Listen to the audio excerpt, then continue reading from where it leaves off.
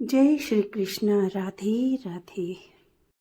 Radhe Radhe friend, आज मौसी की रसोई में बनी है राधाष्टमी स्पेशल पे राधा जी के लिए बढ़िया सी खीर, जो राधा को भी पसंद है, कृष्ण को भी पसंद है। तो ये खीर कैसे बनी है इतनी बढ़िया सी, चलिए फ्रेंड्स बताते हैं। और साथ ही में राधा कृष्ण से संबंधित कुछ रोचक कहानियां भी जो उनके जीवन पे आधारित है। तो चलिए फ्रेंड्स, खीर भी बनाते हैं और राधा रानी के कुछ किस्से भी सुनाते हैं। महाप्रसाद की खीर बनाने के लिए मैंने 1 कटोरी जो है महीन चावल लिया है। महीन चावल की ही खीर अच्छी बनती है। लंबे वाले बासमती चावल की खीर उतनी बेहतरीन नहीं बनती है जितनी महीन चावल की बनती है। तो इस चावल को मैं अच्छी तरह से बीन लूँगी, फिर उसके बाद 3-4 पानी से धो के 15 मिनट के लिए भिगो के रख दूँगी। खीर के लिए मैंने फुल क्रीम वाला दूध लिया है, 2 लीटर दूध लिया है। जब तक मेरा चावल 15 मिनट भीगता है तब तक मैं इस दूध को गर्म कर लेती हूँ। मैंने गैस पे कढ़िया चढ़ा दी है, कढ़िया में देशी घी डाल दिया है। चावल को मैंने धो के भिगो दिया था और उसका पानी निकाल दिया मैंने, अच्छी तरह से उसका पानी निकल गया है। अब इस चावल को मैं इस देशी घी में डालकर भूनूंगी। चावल को हमको 2 मिनट तक भूनना है। देशी घी में भून के चावल बनाने का टेस्ट अलग ही होता है। पुरानी पारंपरिक तरीके से इसी तरह से चावल की खीर बनाई जाती थी। जब देशी घी में चावल को भून देंगे तो वो चावल आपस में चिपकेंगे भी नहीं और देशी घी का भी बहुत सौंधा सौंधा सा फ्लेवर आएगा। तो 2 मिनट तक हमको इस चावल को बिल्कुल लो फ्लेम पे भूनना है। चावल को भूनते हुए 2 मिनट हो गया है, मेरा चावल अच्छे से भून गया है। अब मैं इसमें दूध डाल देती हूँ। दूध मुझे धीरे धीरे से डालना है और अभी मुझे 1 लीटर ही दूध डालना है। थोड़ा थोड़ा करके मुझे दूध डालना है। खीर को मैं थोड़ी देर के लिए चलाती जाऊंगी। एक साथ दूध डालेंगे तो जो है इसमें दूध में उबाल आ जाएगा और दूध बहने का भी डर रहता है। इसलिए पहले मैं 1 लीटर के करीब दूध डालती हूँ, फिर थोड़ा थोड़ा करके 2-3 बार में और दूध डालूंगी। कि राधा जी के लिए खीर बनी है तो वो कन्हैया जी खाएंगे और कन्हैया जी के लिए खीर बनी है तो राधा जी खाएंगे। तो समझ लीजिए खीर बनी है तो दोनों युगल जोड़ी खीर को खाएंगे। तो बहुत ही मन से, बहुत ही प्यार से आज खीर बनाइए और राधा कृष्ण को भोग लगाइए। खीर में एक उबाल आ गया है, फ्लेम को मैं स्लो एकदम कर दूंगी और ढक के 15 मिनट तक पकाऊंगी। देखिए इससे दूध उबलेगा भी नहीं, इसके छेद से भाप निकलती रहेगी और दूध में उबाल भी नहीं आएगा। खीर मेरी जब तक पक रही है तब तक मैं थोड़ी सी मेवा काट देती हूँ। बीच बीच में मैं इसको चलाती भी जाऊंगी और अगर दूध की मात्रा कम होगी तो मैं उसमें दूध भी मिलाती जाऊंगी। खीर को पकते हुए 8 मिनट के करीब हो गए हैं। अब मैं इसको खोल के एक बार फिर से चला देती हूँ और देखिए इसका दूध भी कम हो गया है, खीर गाढ़ी हो गई है। अब मैं इसमें थोड़ा सा दूध और डालूंगी, लेकिन अभी भी थोड़ी सी देर इसको पक लेने देती हूँ, कम से कम 3 मिनट। उसके बाद मैं इसमें दूध डालती हूँ। और खीर को पकते हुए 15 मिनट हो गए हैं। अब मैं इसमें थोड़ा सा दूध और डाल दूंगी। देखिए बहुत गाढ़ी हो गई है, इसका दूध पूरा जल गया है।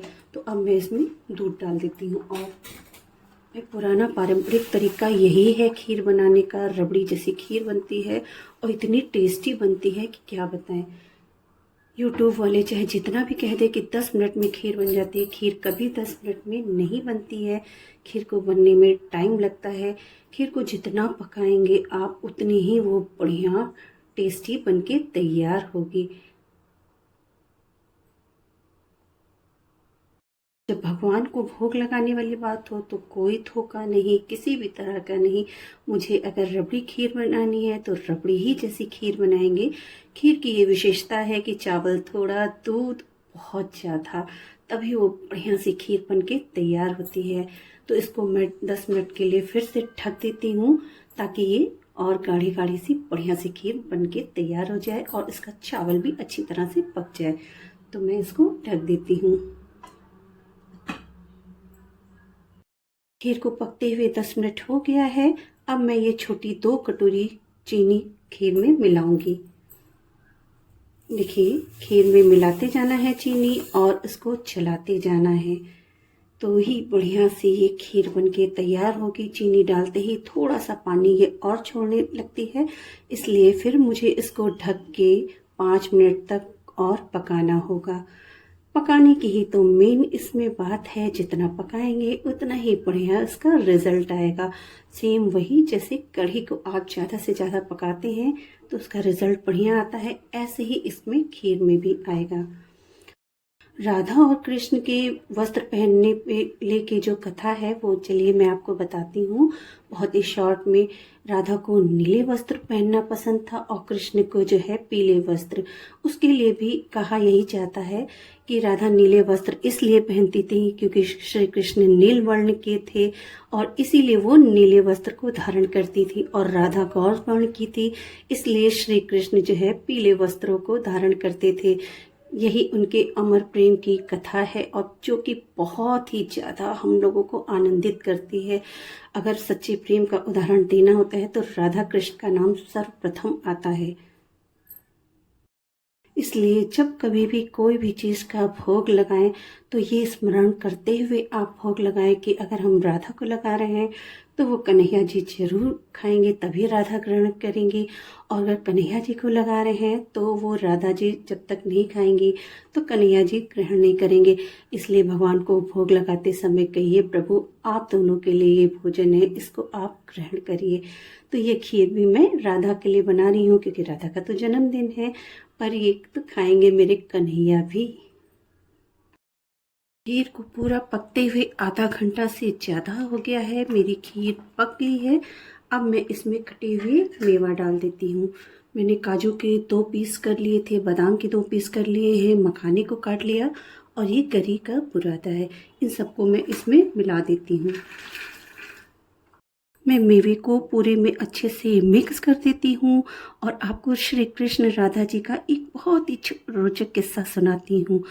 एक बार राधा रानी जो है श्री कृष्ण जी के लिए खीर बना रही थी, चूल्हे पे खीर चढ़ाई थी, लेकिन वो तो श्री कृष्ण में इतनी सुध-बुध रहती थी कि वो उनको एक टक निहारने लगी। उधर खीर जल गई। जब श्री कृष्ण ने देखा कि राधा रानी तो एक टक मुझे ही देख रही है, उनको खीर का होश ही नहीं है, तो उन्होंने झटपट वो पतीले से उतारा और खीर को खा लिया। चली हुई खीर को ही उन्होंने खा लिया। जब राधा रानी को ये होश आया कि अरे मैंने तो खीर चढ़ाई थी, उन्होंने देखा पतीले में खीर थी ही नहीं। जब उन्होंने श्री कृष्ण जी से ये पूछा कि ये खीर क्या हुई, तो कृष्ण ने कहा कि ये तो बहुत ही मीठी हुई खीर थी। राधा जी ने जले हुए पतीले को देख के समझ लिया श्री कृष्ण ने जली हुई खीर खा ली है। और इसी तरह का हमारा राधा कृष्ण का प्यार है कि किसी भी तरह की कोई भी गलती हो एक दूसरे के लिए क्षम है, क्योंकि ये प्यार की एक अनोखी मिसाल है। तो बढ़िया सी मेरी खीर तैयार है। अब इसमें मैं इलायची पाउडर डाल देती हूँ और थोड़ा सा केवड़ा जल इसमें डाल रही हूँ। थोड़ा सा केवड़ा जल और कुटी हुई इलायची का पाउडर, छोटी इलायची है ये, इससे बहुत ही अच्छा फ्लेवर भी आ जाएगा।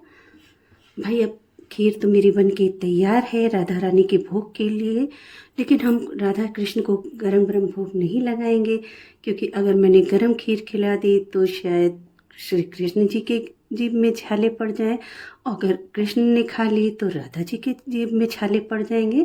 इसलिए मुझे इसको गरम गरम भोग नहीं लगाना है। मैं इसको ढक के रख देती हूँ और जब ये ठंडी हो जाएगी तब मैं इसमें तुलसी डाल के भोग लगाऊंगी। खीर मेरी रेडी हो गई है। देखिए पूरी तरह से जम गई है, बहुत ही अच्छी सी, बहुत ही बढ़िया सी। अब मैं इस खीर का भोग लगाऊंगी। फ्रेंड्स, आपको मेरा वीडियो कैसा लगा मुझे कमेंट करके ज़रूर बताइएगा। मेरे वीडियो को लाइक करिएगा, शेयर करिएगा, और अगर आपने मेरा चैनल सब्सक्राइब नहीं किया है तो प्लीज़ प्लीज़ मेरे चैनल को सब्सक्राइब ज़रूर करिएगा। तो फ्रेंड्स, आपसे फिर मिलते हैं अगले वीडियो में। तब तक के लिए राधे राधे।